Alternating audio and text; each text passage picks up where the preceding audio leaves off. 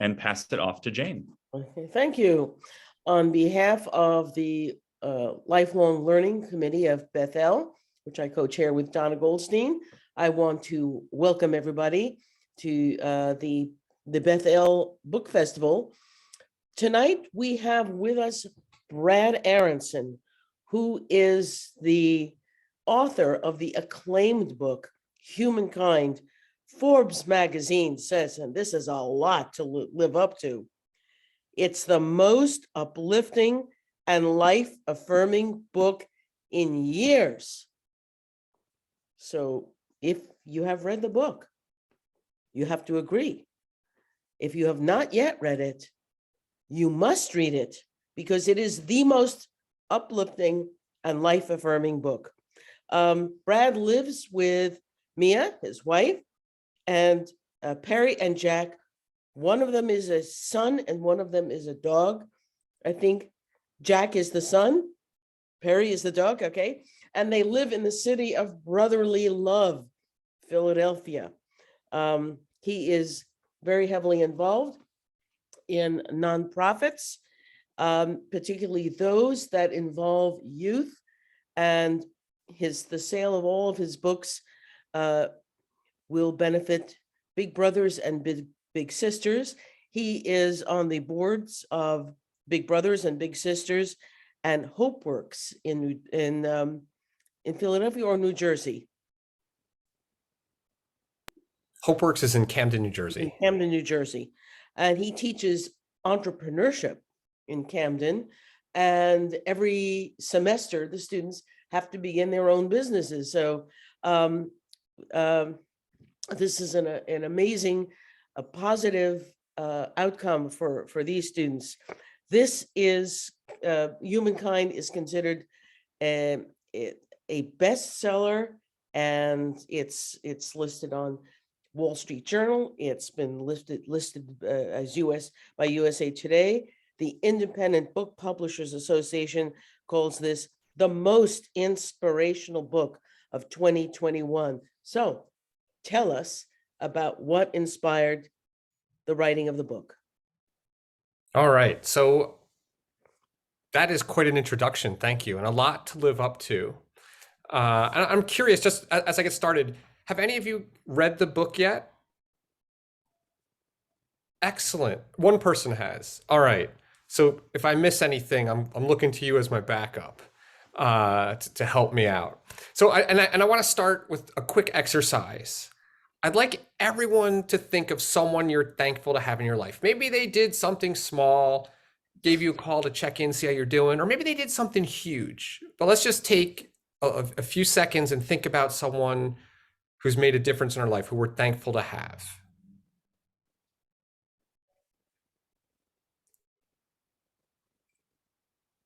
All right, now I'm going to do something dangerous for the start of a presentation, but because this is Jewish for good, I think I could trust all of you.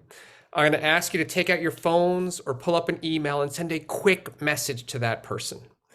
And we're only going to spend a minute, so it should be something like, thank you for being in my life. I appreciate having you. Thanks for being a great friend or a great family member. But let's just send that note right now.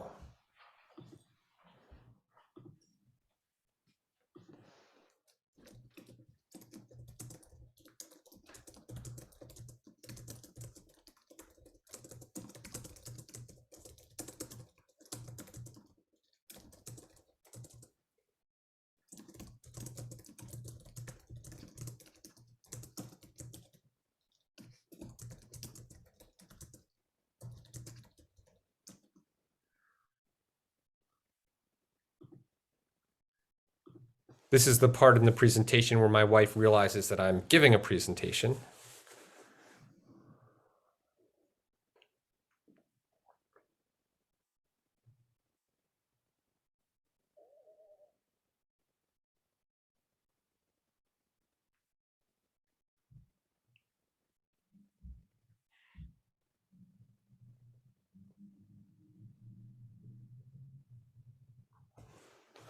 All right, so we're going to give you, this is like your 15-second warning.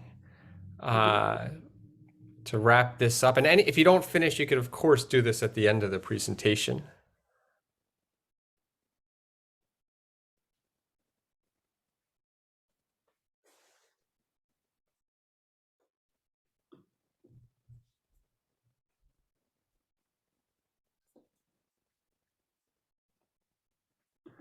All right, so if you haven't finished, please put this aside and we'll do it at the end.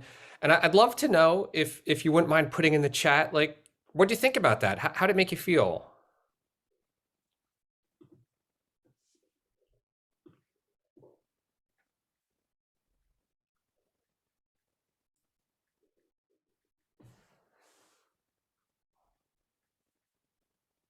And you could also unmute yourself if it's easier and give a shout out into the mic. I see people typing. Good memories while planning what to write. Good to acknowledge. Always good to thank someone who has done nice things for you. Like the exercise. Made me feel good to reconnect. I mean, in under 5 minutes, we just made someone's day. Like, how great. We just made someone's day in under 5 minutes. And you're like most people. We all feel great about it. What's incredible is that each of us has the power to make someone's day, and we can do it every single day. There's a lot of research about habits. And if you want to create a new habit, it's easier if you couple it with an existing habit. What if every morning after breakfast or after a cup of coffee, we sent a note to one person, letting them know why they were important to us? And what if instead of spending 5 minutes, we spent 15 minutes and hand wrote a note? I know a lot of people who would hold on to that note forever. Like, that is an impact we can make so easily every day. We're in a world where people are suffering all around us, and the news only amplifies the stress. It can make it difficult to figure out what to do. Sometimes it feels paralyzing. There's so much wrong and things are so unfair. How can I make a difference? I believe the way we change the world is with small acts, and that's the premise of my book. One of the inspirations for my book was the high school graduation of a mentee of mine. She went to Girard College, and even though it's called Girard College, it is actually a high school in Philadelphia. And at her graduation, on one side of me was a 70-something-year-old man. He told me that he graduated from Girard and it changed his life. So he came back every single year for graduation to be there to support the next generation of graduates. And he lives in New York, so it's a 2-hour trip for him. And there's a part in the ceremony where you sing the school song. This guy stood up and belted out the song so proudly. On the other side of me was a woman who was crying.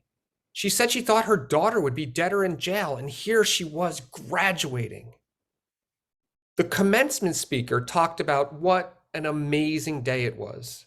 How the students at Girard were from areas of Philadelphia where it was assumed that many of them would drop out of school and very few would go on to college, because statistically, that's what happened to children from these neighborhoods.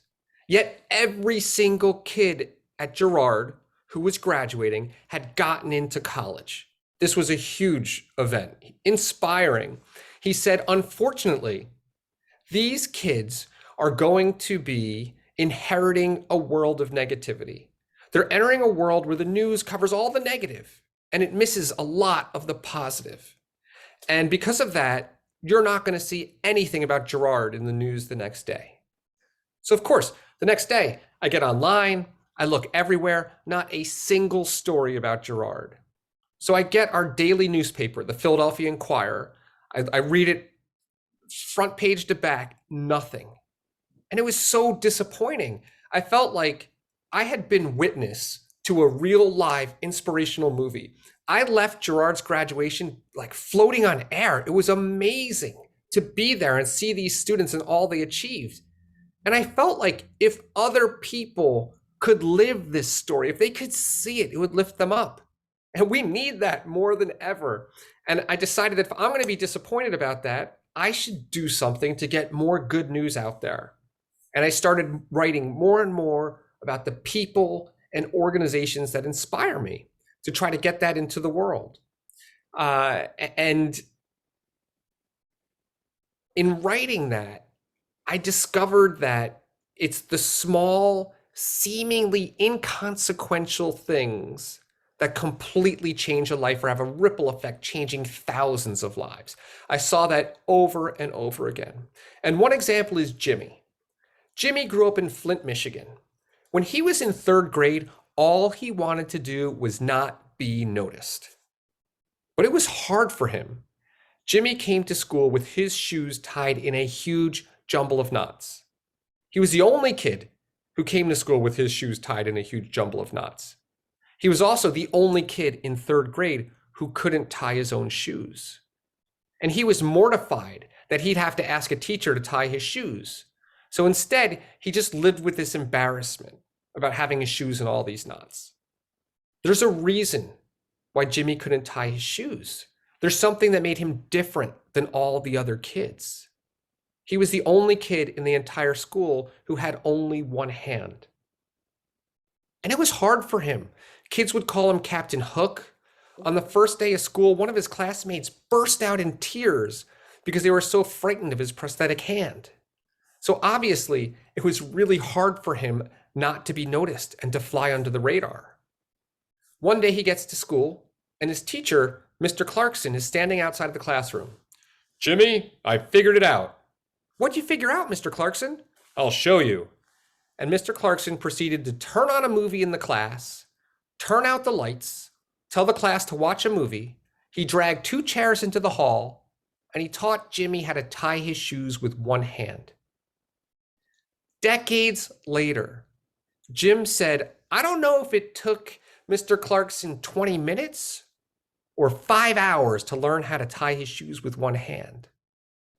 But the fact that he did it was one of the moments that changed my life. It made me realize that I could do anything I wanted to do if I put my mind to it." And Jimmy wanted to play baseball. So he practiced baseball all the time. In high school, he was a pitcher for his team. And freshman year, he was pitching. And the opposing team bunted the ball to him 8 straight times because they felt like it's going to be really hard to field the ball if you have one hand. When Jimmy pitched, he rested his glove on one hand. So it's resting where his hand would have been. So it's resting here. He would pitch the ball. Then he would have to slip his hand into his glove, field the ball, put his glove, actually he put it between his elbow and his forearm, grab the ball and throw it. So that game where he was pitching his freshman year, they hit 8 right to him on purpose because they thought he couldn't field it. The first person got on base, he got the next 7 out. And to his credit, he said, "I don't hold that against them at all. When I pitch, if someone can't hit an inside pitch, I'm going to pitch him an inside pitch." And they were just testing me. But it went further for him. He wound up leading the US Olympic team to a gold medal as our pitcher. And then he pitched professional baseball. And he said that as he became known, more and more parents started showing up at his games with their children who had disabilities. They were looking to show their children a role model, to encourage them. And he would get hundreds of letters each week. And he said that he and someone else at the ball club answered every single letter because he knew how far a little bit of encouragement could go. And he tried to meet with all the families who came to his games because he wanted to talk to them. He wanted to talk to their children. And he went to events where he would try to inspire these kids, raise awareness, raise money. He wrote a best-selling book, Imperfect, which I'd recommend. Of course, this is Jim Abbott, who pitched for the Yankees. He also pitched a no-hitter, which is a huge accomplishment. One of the kids that he reached was Nick Newell. When Nick was 6 years old, his grandparents brought him to a Yankee game. And after the game, Nick got to meet with Jim Abbott. Nick said it was amazing. He told me, he said, "This is the first time I ever met anyone else who had only one hand. And this guy pitched for my favorite baseball team. And he told me I could do anything I want to do." And Nick wanted to be a wrestler. And when he got to high school, he started wrestling. He lost his first 17 wrestling matches by getting pinned. If you don't know about wrestling, getting pinned is the absolute worst way to lose a wrestling match. But he got progressively better. He wound up getting school records and state records. In college, he was captain of his college wrestling team. And then he started training in mixed martial arts and discovered that he loved it. He lost his first competition, but won the next 13. And he applied to compete in the UFC, which is the most well-known and highest paying mixed martial arts league. And Dana White, who was president at the time, said, "It's hard enough to compete here with 2 hands. I'd be crazy to let someone compete with 1 hand." So Nick joined a different league, and he became a world champion. And Nick told me that when he became a champion and the word got out, families started seeking him out, mostly parents, looking for encouragement, and looking for advice. How do I help my kid who has a disability? How do I encourage them? And Nick told me he meets with all of them. And Nick also regularly speaks at events for children who have lost all or part of an upper limb. And he encourages them, he raises awareness. Nick is a busy guy. He still competes in mixed martial arts tournaments. He started his own business, which is a young business. And of course, during COVID, it's hard. He has a gym and he's trying to run his gym, and he has a young child. And we all know it takes a lot of time to run a business, to manage a family. And I said, "Nick, what inspires you to meet with all these kids, and what do you tell them?" And he said, "Jim Abbott wasn't too important to talk to me as a 6-year-old. He taught me that I'm not too important to talk to anyone else. And when I talk to these kids, I tell them they could be anything they want to be. And sometimes I teach them how to tie their shoes with 1 hand." Mr. Clarkson saw that Jim was bothered about his shoes, and he saw an opportunity to help.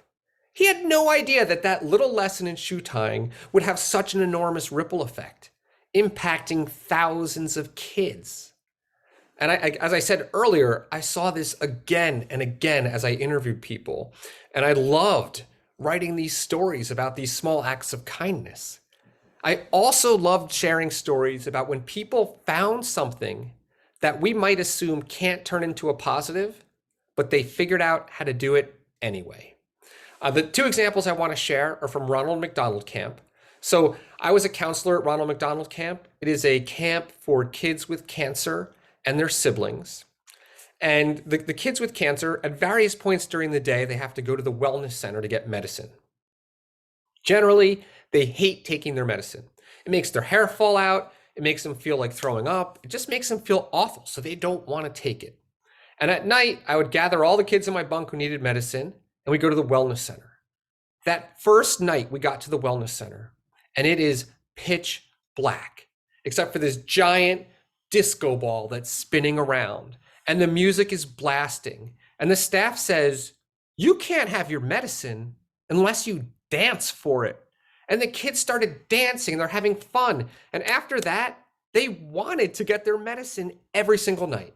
They looked forward to it. I never would have thought you could make taking medicine that makes you feel sick fun. Thank heavens. The staff at the wellness center said, "Why shouldn't it be fun?" Another example from Ronald McDonald Camp also comes from my first year. It's a week-long overnight camp. So the counselors, we would get up there early to unpack our stuff and set up the bunk.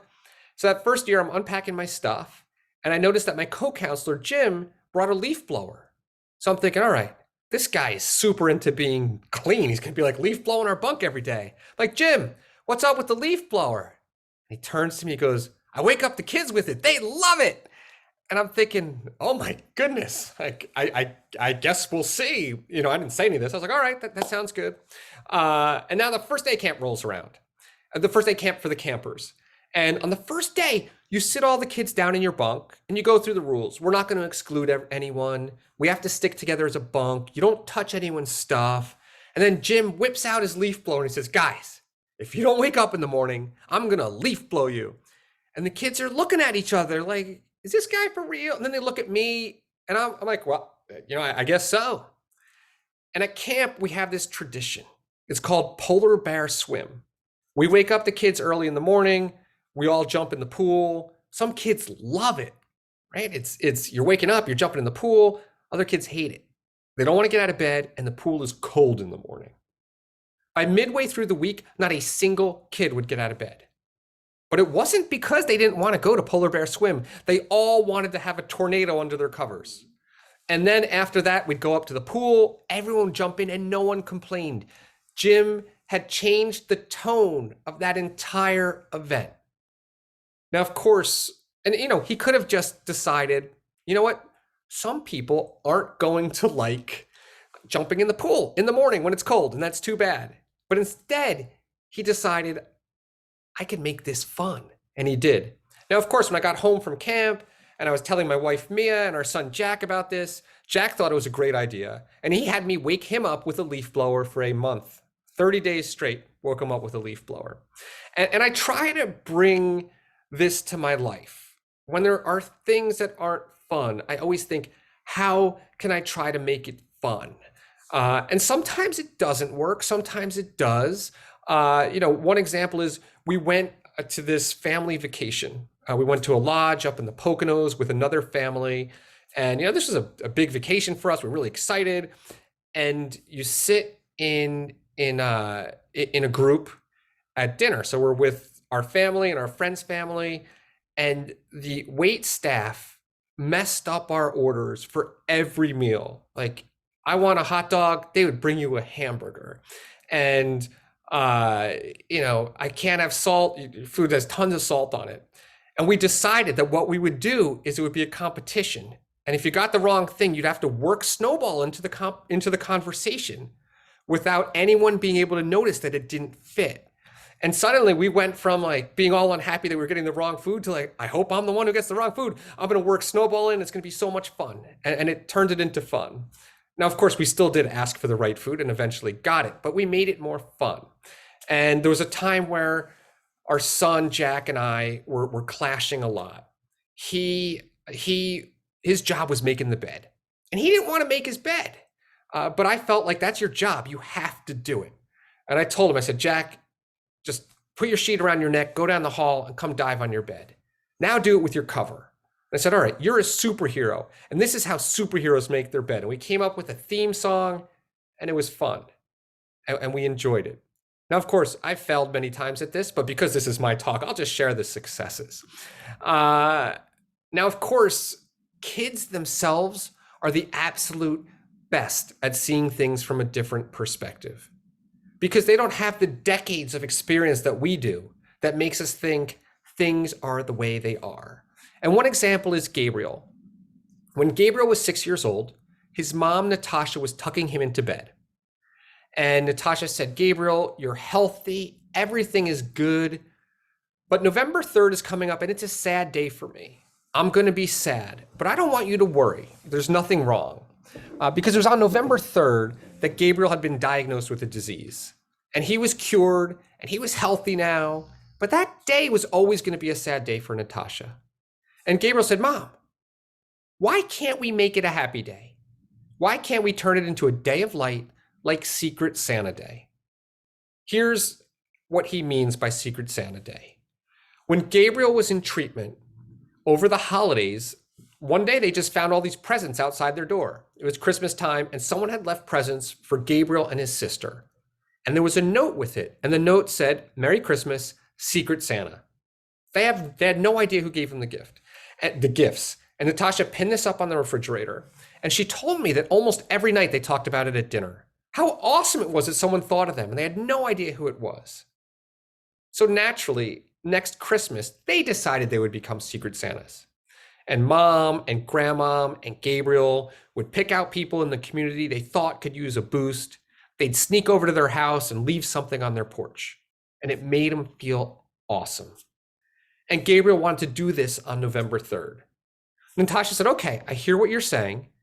I'm going to make a little video. Why don't you say what you're thinking? And she took out her phone, and Gabriel said, I want to turn November 3rd from a day of darkness into a day of light.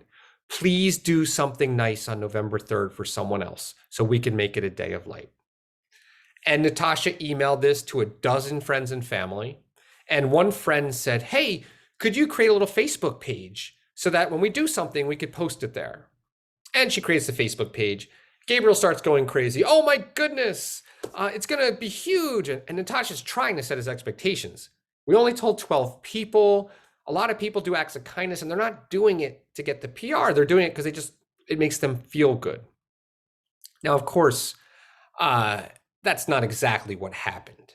They did ask people, if you do an act of kindness, please give the recipient a card. And the card would say, this is for Gabriel's day of kindness, because we're trying to turn a dark day into a day of light. And if you feel so moved, we would love it if you did an act of kindness for someone else. And they also included the website address so that people could log on and type what they did. So that day came. Natasha and Gabriel and their family live in Boston. The first act of kindness came in from Wisconsin, then Florida. Then it spread to all 50 states, then Armenia, France, Czech Republic, and 53 other countries.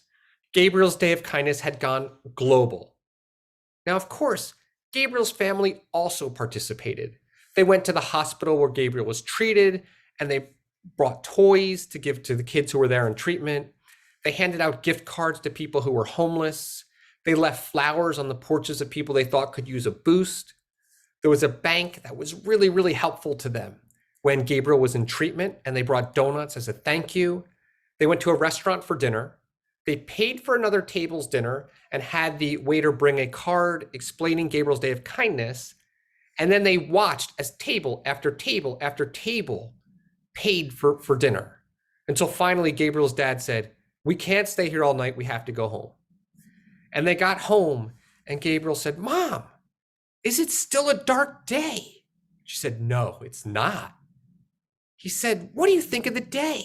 She said, it was great. And he said, Mom, can we do this tomorrow? She said, no, we can't do this tomorrow. He said, can we do this next year? She said, yes, we can do this next year. And that's how Gabriel's Day of Kindness became an annual Kindness Day.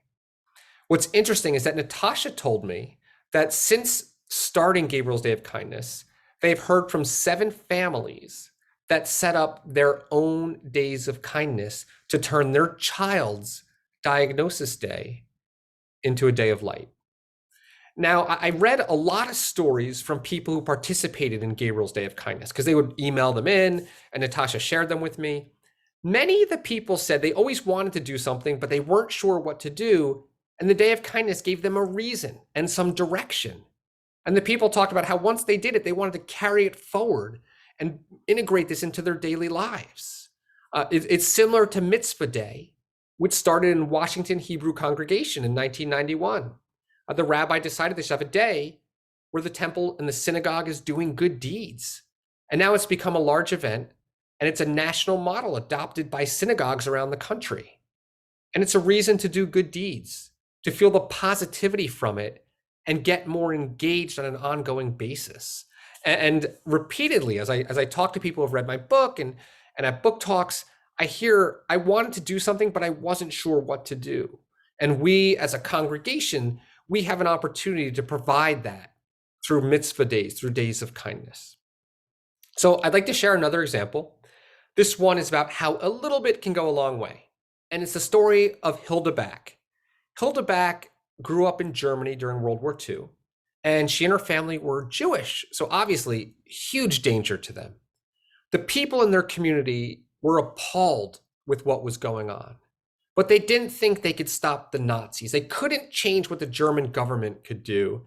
And they were frustrated, like, what can we do? They decided they could get enough money together for a Jewish family to escape to Sweden because the Jews would be safe in Sweden. And that's how Hilda wound up going to Sweden. She became a nanny to a family and then became a preschool teacher. And she talked about how she always wanted to give back, and especially to help people in other countries because people helped her when she came to Sweden. One of the ways she found to give back was through a nonprofit where she could pay for the secondary school education of a child in Kenya. The cost $45 a year. In Kenya, a primary school is free, but you have to pay to go to secondary school. So children in poverty don't go to secondary school. Instead, they wind up working alongside their parents at a poverty type job, living day to day. Her money wound up supporting Chris Maburu. Chris told me about where he grew up.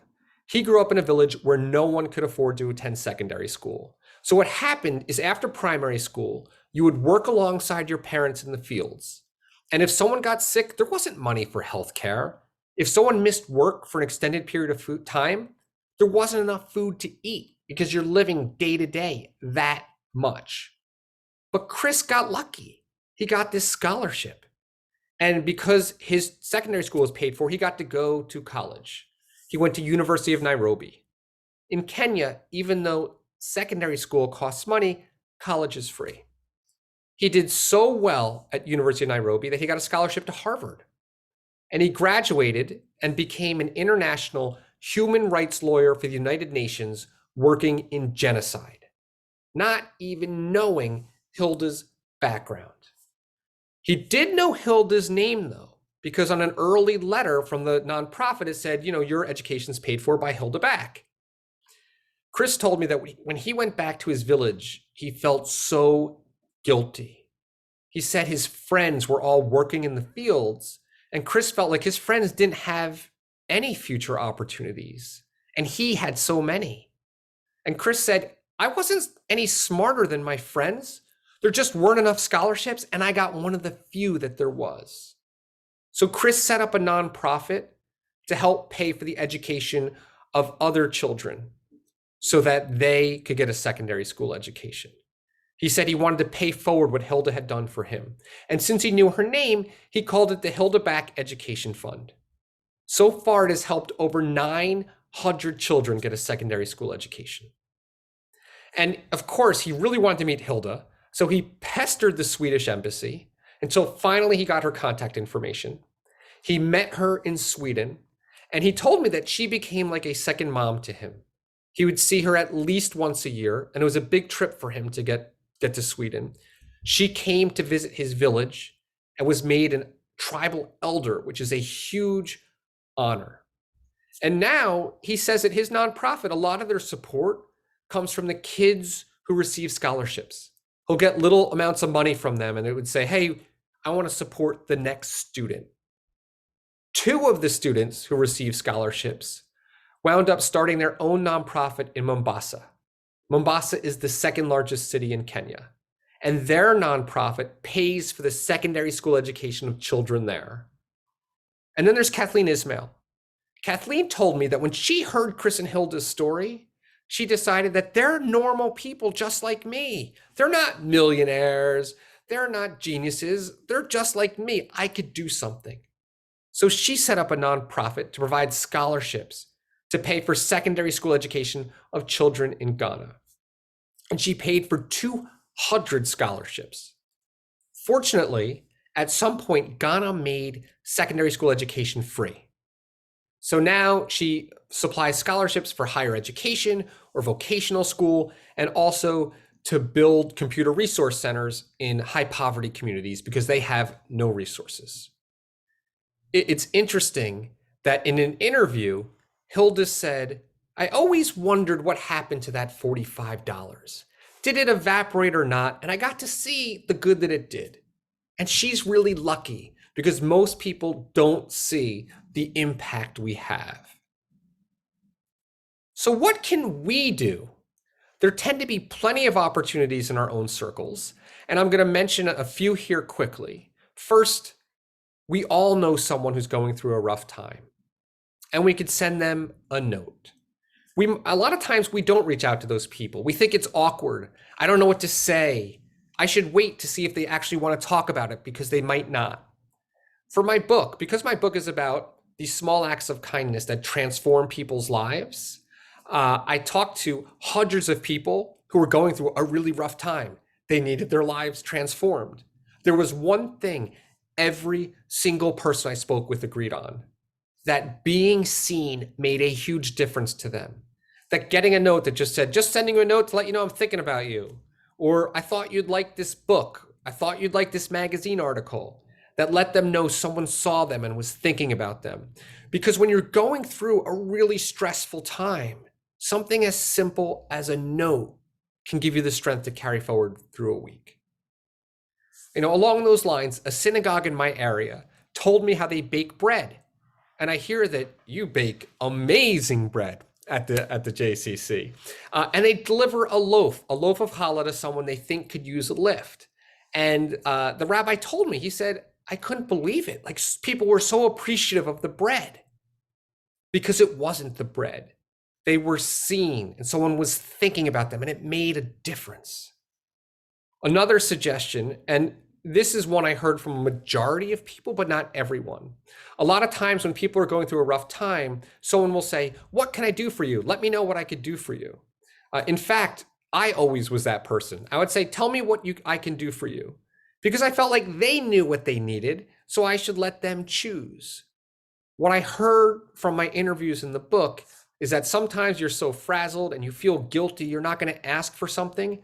And it makes a difference when someone just comes over and drops off a pot roast, or they come over and help you clean the house, or they say, oh, I'm going to the zoo and I'm taking my kids. I'd love to take your kid with me, but they just did something. And the last one I want to mention is being there over time.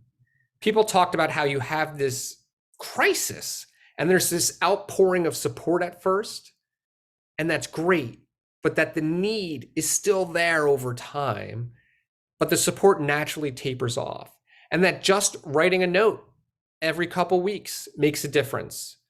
Just sending a text message with a funny picture. A lot of the people said, I don't want to talk about the challenges I was going through, but when someone sent me a funny picture, I knew they were thinking of me. Or they just sent me a hello note, I knew they were thinking about me. So those are some things that we can all do. And there's also amazing organizations that will help us find ways to channel our desire to be helpful. And I'll mention a few here. I've tried to pick out some of my favorites from the Hall of Fame section of my book, where I mentioned some of these organizations. One is Foster Care to Success. This is a program for foster kids who are going to college. When a foster child goes to college, often they no longer have a home because you're in a group home, you move out to go to college, someone else takes your place. And you might not have an adult in your life. And you also have a lot of added stress. Many of the kids that I've taught have been foster youth.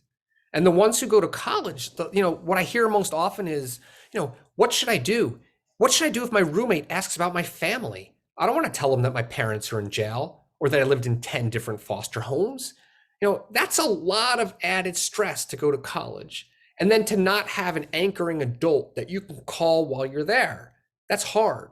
Foster Care to Success provides that adult so that we can encourage someone. We could send them a care package. There was one case where a young woman with a full scholarship almost lost her scholarship because of a $500 mistake the business office made. And she couldn't resolve it. But an adult who was a little older and was willing to kind of talk through with the business office could get that resolved. And if you like knitting, my wife loves knitting. On Valentine's Day, they send a hand knit scarf to all of these students. And they love it. A lot of them say it's the first handmade gift I ever got. And when I'm walking on campus and someone says, where'd you get that scarf? I could say, someone made it for me. Another nonprofit I love is Love for Our Elders. A lot of times, seniors don't have enough connections and they're lonely. And this nonprofit sends them letters. It was founded by Jacob Kramer when he was 13 years old. He was extremely close with his grandfather, and he was devastated when Grandpa died. So to honor his grandfather, he started volunteering at a senior home. And he discovered how lonely so many of the seniors were and that they never had visitors. So he started writing letters to them. He saw how happy it made him, and he started this nonprofit. Now there's over 50,000 volunteers in 70 countries who write letters. And you send the letters to their office and they distribute it to seniors who could use that letter, which is amazing. And now he's a senior in college, still running this nonprofit, still making a difference. Another one I love is Cards for Hospitalized Kids. This was started by Jen Rubino When she was 14 years old, she was in the hospital. She was in and out a lot in the hospital. And a staff member gave her a handmade card. And Jen told me that card made such a difference to her. And it made her feel great. And she thought other kids should have that. So she started this nonprofit to deliver cards to kids in the hospital. She's in college now. She's still running the nonprofit. It's delivered close to 1 million cards. And I found a bunch of nonprofits that deliver cards to kids in the hospital. Most of them started by kids who received a card while they were in the hospital. Amazing. So something to keep in mind, and I just want to stress as I finish, is that so often, most often, we will not know that what we did worked. Ricardo, he was a guy who I wrote about in my book. A single conversation changed his family's entire life. It was life-changing what this guy did for him. And I said, Ricardo, what do you do for this guy who changed your life? And he said, at the time, I had no idea this was going to change my life. And he was a complete stranger. Every day I walk around looking for him so I could hug him if I see him. In the meantime, I just do a good deed every day to try to pay it forward. And one more story about this is about Charles and Shirley White, who worked for the Salvation Army. They were stationed in Virginia, and they were in the mall, and they listened to kids' holiday gift wishes. And they realized that their community was so high poverty that the kids wouldn't get those gifts. So they decided, you know what we're going to do? We're going to put up a Christmas tree in the mall, and when a kid tells us a wish, we're going to write it down on a little card that has an angel on one side. For example, it'll say, Sarah, 8 years old, she wants a baseball glove. And they hoped that mall customers would take those cards and buy the gifts. It worked. More than 700 kids received gifts that year. They did that for 3 years. Then they were transferred to Tennessee. They started an angel tree in Tennessee. And Salvation Army said, wow, this is working pretty well. And it's now all over the US. This kid, Jimmy, when he was 15 years old, not the same Jimmy from the first story, a different one. He lived in North Carolina, and he got a guitar through that program. And he didn't play music when he got the guitar, but he wanted it. And he started playing all the time. He said it changed his life. He would use it as an escape. He had a very difficult home life. And he became so good that he became a country music star. His first album had a single that went to number 3 on the Billboard country charts. He had 6 more top 40 country hits. And he wrote a song and a book called Angel Tree, or called Paper Angels, about the Angel Tree program. And he talks in those about how this program changed his life, and he hopes other people will get involved in the program. And then he took a break in the middle of his career to raise funds and awareness for neglected kids, and to raise money so that he could build a home for older foster youth. Now, someone in North Carolina knew that there was a 15-year-old who wanted a guitar. He dropped it off at the Salvation Army, or she dropped it off at the Salvation Army, and that person has no idea about this huge ripple that had changed Jimmy's life. And now Jimmy Wayne Barber is a country music star who's raising all this money and all this awareness for neglected kids. In Hebrew school, I was taught about tzedakah and the importance of giving anonymously, which is wonderful. It does make it difficult to hear the outcomes of our donations, but that's okay because we do this for the world. So I'd like to end with a quick exercise. If you don't have a pen and paper, if you could quickly get a pen and paper out, that would be great.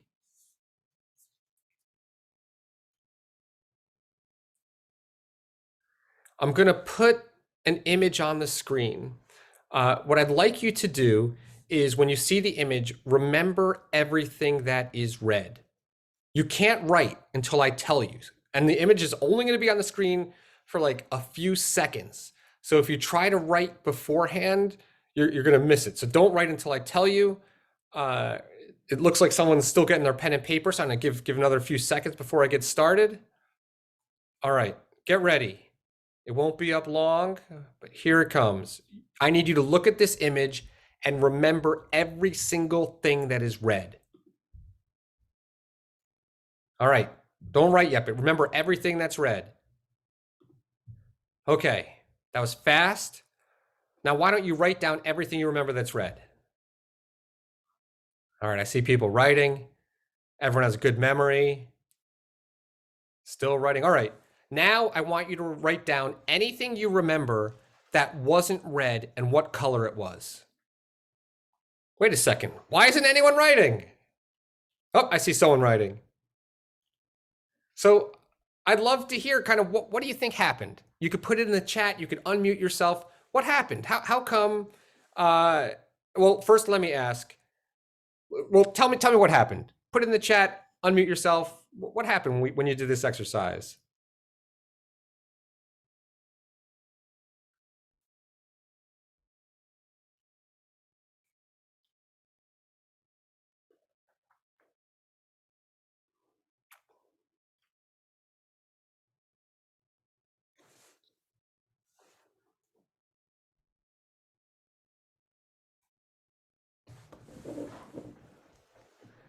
So focused on the red, didn't see anything else. Preoccupied with the red screen. Exactly. And right, we only see specifics, not the bigger picture sometimes. And by the way, I haven't yet had a group that has not had this reaction. And I will share the screen again because none of the JBC talks that I've given, Jewish Book Council talks, have been skeptical. My students, when I teach, they were skeptical. They said, let me make sure there's some stuff that's not red actually in that picture. So I'm going to share it again so you could see. I mean, you'll notice there's turquoise pillows, a fish tank, a globe, a desk, a bed, the closet, a plant, lots of stuff there. Hold on while I just get my screen back. What happened, as you said, is we see what we look for. And right now, there's a lot of tragedy in our world. All we have to do is turn on the news and look at the war, and you know, it's devastating. And it can, as I said at the beginning, can make us feel helpless, like we can't make a difference. Like, how are we going to do something when all this is going on? But if we look for it, there is an enormous opportunity for us, for each of us, to improve the world. If every day we look around and say, how can I make someone's day better today? We can do it with a thank you note, with a lesson in shoe tying, with a $45 donation, reaching out to a neighbor. It's the embodiment of the Jewish concept of tikkun ulam, that we should repair the world with our actions. And we might not know the impact we have on the world, but we'll feel the impact we have on ourselves. So I want to thank you for listening and being such an awesome audience. I am open to any questions you have. I'll do my best to answer them. And yes, Jane, that was a very, very messy person. I did a Google search for messy rooms because I thought that would be a fun picture to put up in the presentation. And I also noticed that it was a female's room, but we won't make any observations about messiness connected to women. You know, they're men too. But I see the point of looking at the big picture. And you mentioned a lot of interesting stories, but that they're more remote. We can also look locally, right here where we are in Chapel Hill, Durham. There are lots of things that demand our attention, and lots of lonely people, and lots of things that need fixing. And it's easy to get very discouraged when we pick up the paper or just listen to the news. Because remember, I think years ago, there was a news station that was supposed to, or a newspaper that was only supposed to report on positive stories, uplifting things. It went out of business because people they weren't turned on by that. People thrive on bad news. I don't know why, but they gravitate towards it. I have a friend who says, "Oh, I was going up to New York." She says, "You absolutely must not take the subway because a woman was attacked. Yeah, she only focused on the negative. Most people ride the subway with no incident. So I guess I want to throw this back to you. You must have gotten something out of writing this book, besides the fact that it's acclaimed nationwide. It's done something for you personally. You feel you fell with this book, with the results that it's had. Yes? Is there something specific you can tell us, a message? Yeah, I mean, what I've gotten I've gotten a few things from the book. You know, the dream I had when I was writing this, that I was too afraid to tell anyone, because I was like, I don't even know if anyone's going to read it, was I really hoped I could help people see the power each of us has to make a difference and maybe inspire people to do something. And what's been my greatest joy is I get tons of emails and messages from people who I've never met who said, I read your book and now I'm doing this, or I'm starting this nonprofit and I wasn't doing anything before, but I read all those stories and it just inspired me and I'm so excited. And then people also say, I realized the world is a good place. You know, I didn't realize how, you know, we see the negative, as you said, often and too much, but the people just had lost faith. And, you know, it's been really rewarding to get those messages, especially, you know, hearing from parents who said like they've read it with their kids. Now they're doing these service projects, because I think the next generation of leaders is so important to our world.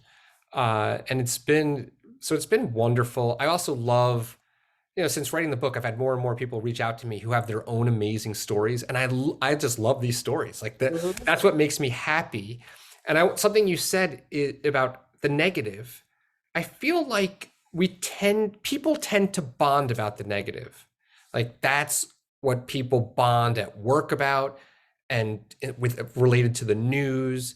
And we need to change that and like make it that we're going to bond over the positive and think about, hey, guess what? I heard this great story about whatever, and try to share that and look for and spread the positive.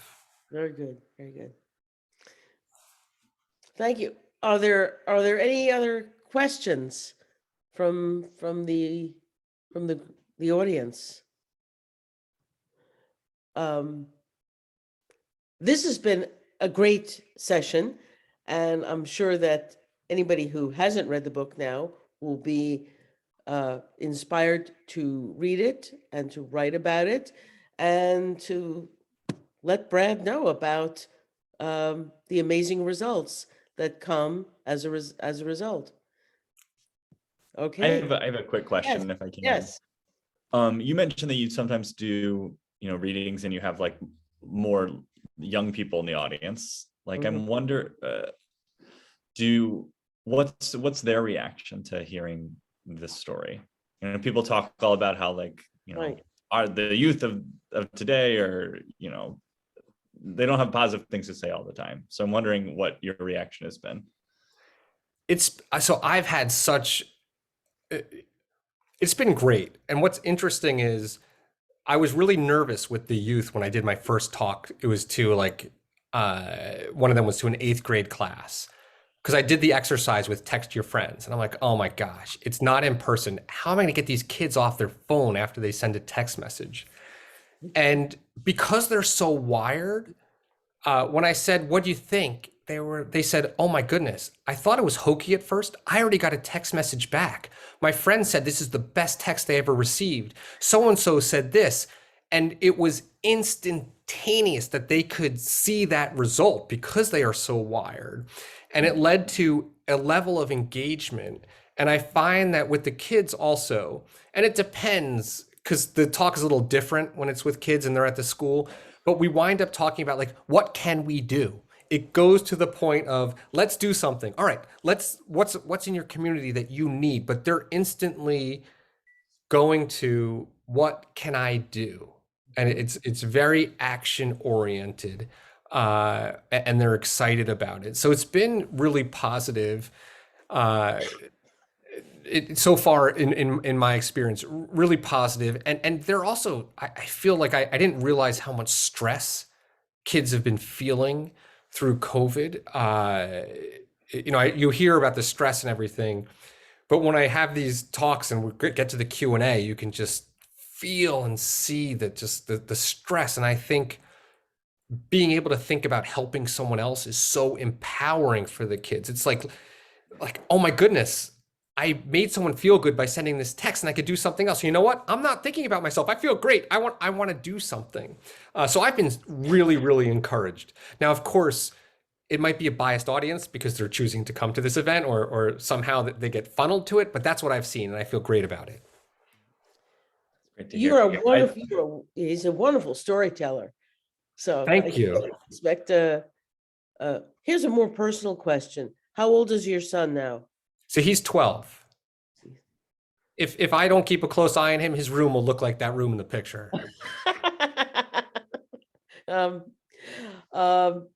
You're about to navigate the adolescence, the teen years. Yes. Good luck. Good Thank luck. you. Thank you. Remember, think of the positive side. That sounds promising. And I'm sure you're a good role model, and he's had good role models his whole life. Everything will be fine. Me too. Thank you. I might jump in for just a second as well. I really appreciated you sharing about how so much of this goodness and spreading it was related to summer camp, both in your stories and your own life. Because as a summer camp director, I specifically see that as such an incredible source of good in the world. And I have the joy of getting to work with around 40 teenagers on staff every summer, teenagers to young adults, and watch them grow in their own identity by giving to other people. And I'm just constantly amazed by how impactful that experience can be, not just for the kids who are attending camp, but for the young people who are, learning. We talk a lot at staff training for Camp Shalanu at Jewish for Good about Tikkun Olam. That's on the end of day one of staff training. That's the reminder of why we're doing what we're doing. And I felt very connected to that theme showing up in other work as well. Thank you. And thank you for what you're doing. Summer camp is pivotal for so many young people. Thank you very much. Are there any other last questions? So thanks to Brad for sharing his stories with us. And we look forward to seeing more people tomorrow at the sessions. Tomorrow we have other books, and we're thankful also to the Jewish Book Council for sharing their authors with us. Thanks for having me. I appreciate it. Okay. Take Thank you, care. Brad. Thank you everyone for coming. Thanks. Thanks. Have a great week.